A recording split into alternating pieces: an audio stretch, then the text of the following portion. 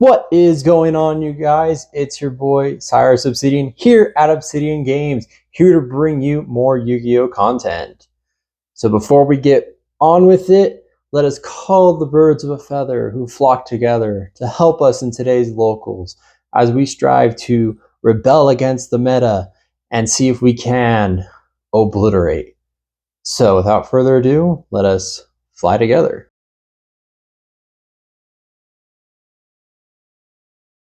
So for today's locals, we are paying tribute again to Arc 5. You guys didn't seem to take too nicely to Melodious. Not that you guys didn't like the deck, but just saying. Melodious is a good deck. I totally was not ready for it to pilot, so we're going to just put that on the back burner for a bit as we sling into another dimension from Arc 5, and we are going to play Raidraptor. Raidraptor is another one of my favorites, piloted by Shea Obsidian, who my name takes after in Cyrus Obsidian. And we are going to hopefully pay tribute and do well to his deck as we are going to attempt to Xyz our way through this meta and just kind of punch our way to victory. So, without further ado, let me show you our deck profile that we are rocking with, and then head on out to locals to see if we can top today's event. All right, let me show you the profile that we are working with for today.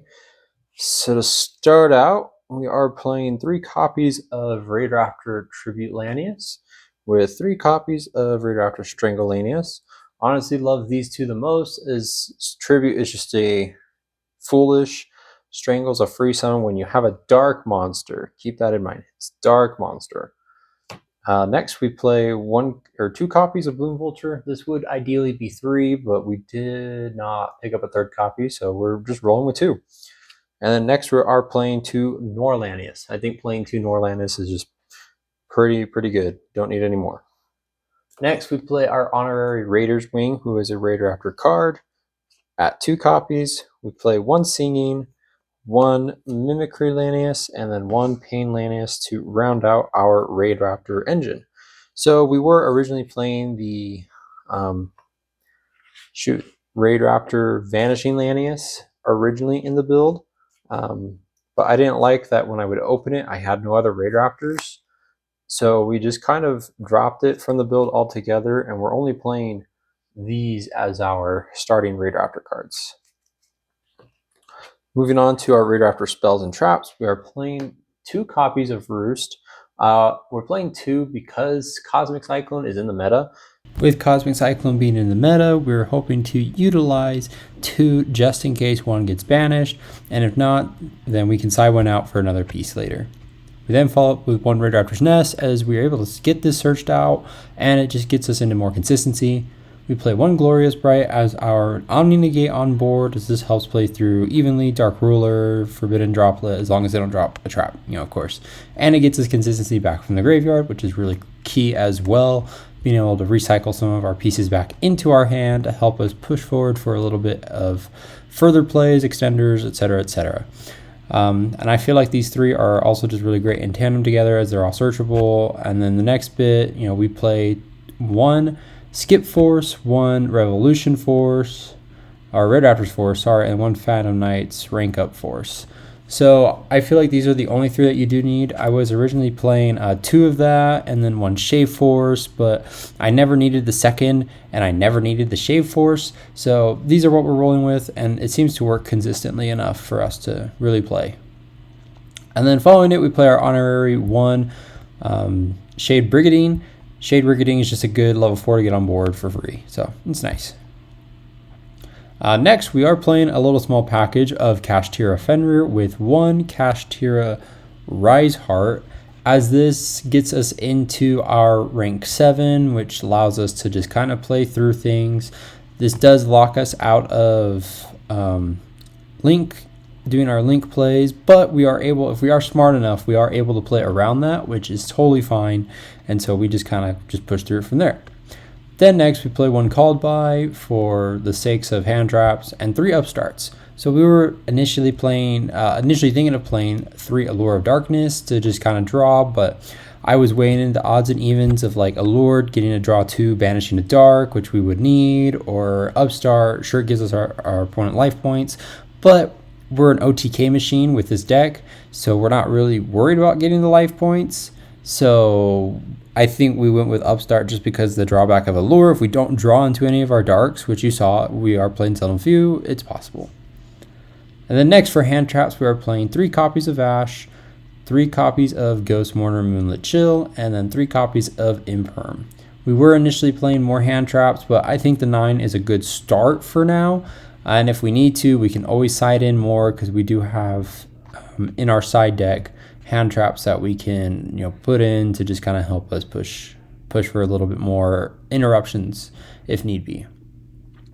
But moving on to our extra deck, which is honestly pretty solid. We are playing 2 Raidraptor Force Strix, our searcher for the deck, 2 Raiders Knight.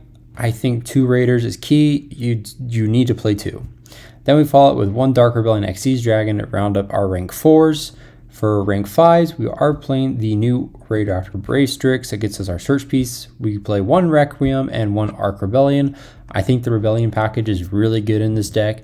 As going first, you want to set up Requiem. Going second, you obviously go Arc Rebellion for the OTK. And Arc Rebellion, often the Raiders Knight, is just the key. Dark Requiem, having Rebellion Xyz Dragon as material. We typically do this on our opponent's turn going into it, just that way it's got 3 negates. Also, Requiem being able to revive 8 Xyz monsters from the grave also helps us with the new Raidraptors Force. And then we play 1 Revolution Falcon for a rank 6. It'll seldom come up, but it's a good wall if need be. Also, it's really good target off of Skip Force if we aren't able to get into our 5. So there's that. And then the 1 Arsenal Falcon, which really helps with the rank 7 plays with the Kashtira engine. This just helps facilitate getting our ball rolling. Then we play the 1 Satellite Cannon Falcon, as I do fear back row still. And with this kind of helps us get rid of the back row, and it's also just really great, again, to go on our opponent's turn. And then we play the OG Classic Ultimate Falcon. Ultimate Falcon, we've been playing this since the deck came out, and I just don't see myself ever taking it out because it's the OG. And then we follow it up with the new Raidraptor Rising Rebellion Falcon, which honestly, this is going to be our key point. We're going into this, nuking our opponent's board, inflicting damage, and then come back to our turn, we just swing in for the heavy damage that this guy is. So typically he's at 53, and then whatever our board presence that we're looking at, whatever we're able to, kill our opponent with, right? Then we play 1 Y Strix and 1 Shade Brigadine for our link package. I think that these 2 are just really great. Shade Brigadine, Rusty Barty, gets us into everything. So that's it for our extra deck. Let's show you our side deck, as our side deck is where it's going to really help determine whether or not we're able to steal games or not. We are playing 3 copies of DD Crow, as the graveyard removal is going to be really great and key. 3 Effect Veilers along with 3 Droll. I think these are great in the side. If anything, I would like to main the Veilers, but it is what it is.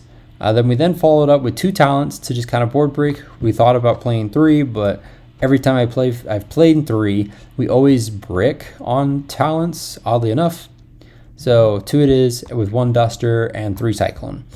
Back row again, back row, back row, back row. As long as there's a format that there is a good back row presence, Snake Eyes setting the Flambeers or Flambeers setting IP, Cyclone's going to really help us utilize and getting rid of that.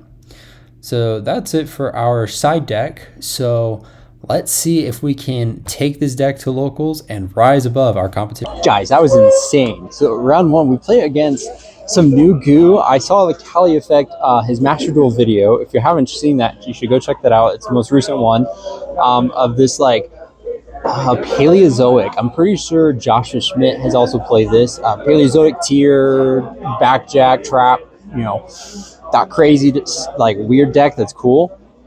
My opponent was playing that. He had just cooked it before. He's been playing it for online for a couple weeks. And it's his first time at locals with it, as long as my first time at locals with Raidraptor.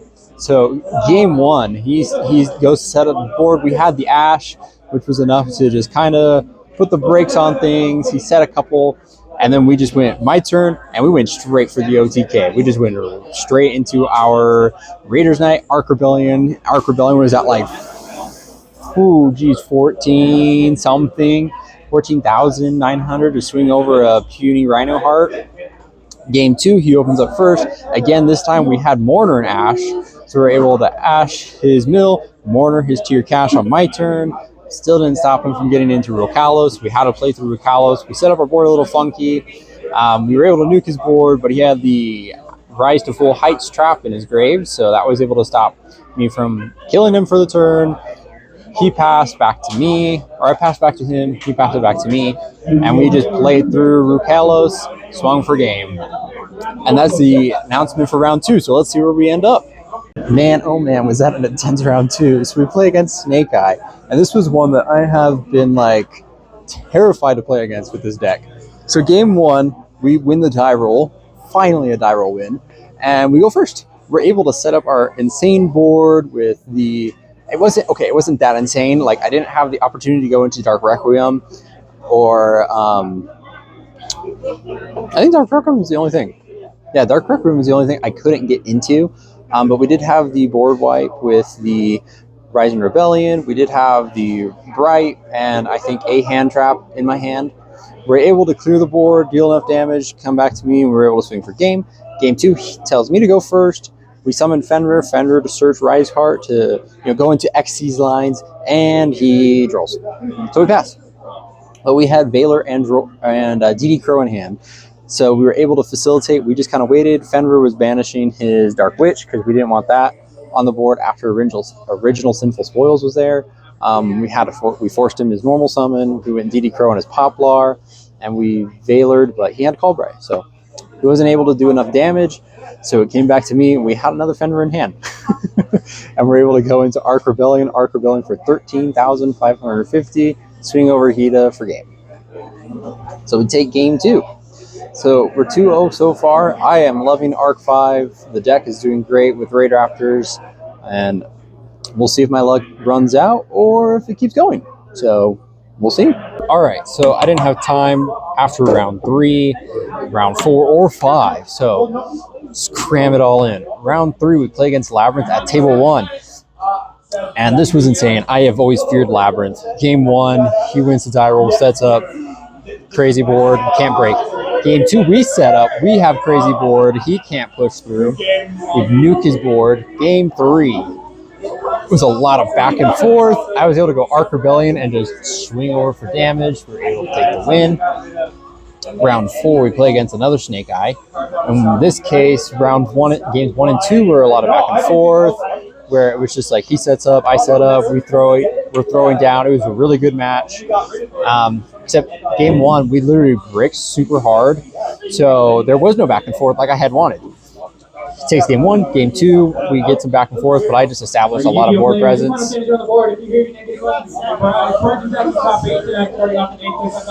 I got 6 with Raidraptors. Sick. Sixth place, Jeffrey Roos. Fifth place, Marco Reyes. Fourth place, Jose Reyes. Third place, Cody Sergio. Second place, Antonio Pinto. And first place, Santiago Lisboa. Nice. I know, right? Then game 3. Yeah, no kidding. Not bad with Rogue, man. Game 3 was a lot of back and forth, so he outgrinded me. Skill Drain was incredibly clutch. Round 5, we play against Illusion Chimera, and man, I was not prepped for Super Poly. My board falls apart in Super Poly, so that's unfortunate. That was really unfortunate. With Super Poly like a resurgence in the side, I don't think Raidraptors is quite worth playing, just because we put too many darks. So yeah, we lost to Super Poly in round 5. Like games 1 and 2, no matter how good of a board we established. If anything, should just let him go first, but whatever. Take 6, as you see, and it was out of 17, so it's pretty dang good. Pretty happy with how Raidraptor turned out. We have an event tomorrow that we're going to be going to for Rarity Collection. We did pick up Rarity Collection, thank you Store Credit. And we were able to use all that to get some Rarity Collection. We did get some good pulls, which is pretty exciting.